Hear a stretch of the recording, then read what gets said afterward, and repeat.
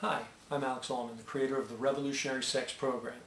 Today's topic, our dirty little secret about sex. So, I have a theory, and I think it's a good one. I've been watching this stuff for a while now and making some observations on it. And I think that men have a dirty little secret about sex, and it's not what you think it is. The secret is men are afraid of sex.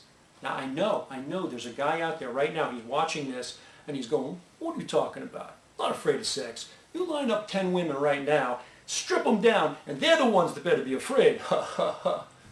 And what I think is that this guy is exactly proving my point.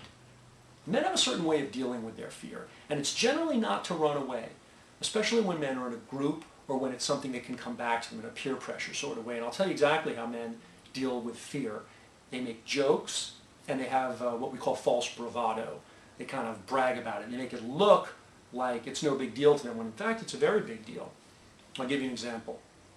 You get a group of teenage boys, and they're daring each other to do something that's risky or scary. Maybe just, to walk out in the cemetery at midnight or something like that. And they'll be joking, they'll be laughing hysterically, and they'll be bragging. And they'll be putting each other down and making all these little jokes. And an even more powerful example, if you've ever been in an airport when there were a group of soldiers that were deploying from their base to an area where it might be more dangerous, you'll hear them joking and laughing about killing and dying. Not something most people joke about. Why are they doing that? Well, because they're soldiers. They have a job to do, and running away is not part of that job description. They've got to get the work done. And so they cope with it the best they can. And you'll hear them make these jokes, and they'll laugh in the face of danger. And there's a lot of false bravado there.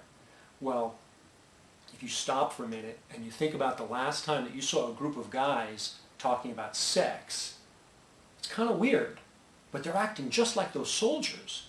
Now, I know those soldiers were going someplace scary, but sex shouldn't be scary. Why does it seem that men are always either making wisecracks, putting down the other guy, laughing and bragging?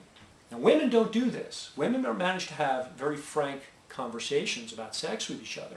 You see a group of women sit down and discuss sex, and they can be open and honest with each other because they're not afraid, and they can say things like, last night this thing happened, and I don't know what was going on, and I don't know if it was him or if it was me. Did I do something wrong? What do you think? And they can really discuss it without kind of making a bunch of jokes.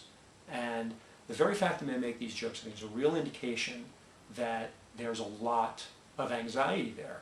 And the result of that, this anxiety, is it creates a real barrier to making the kind of connection and communication, and it prevents us from getting through to our partners in a way that makes sex spectacular. And I'll go a level deeper.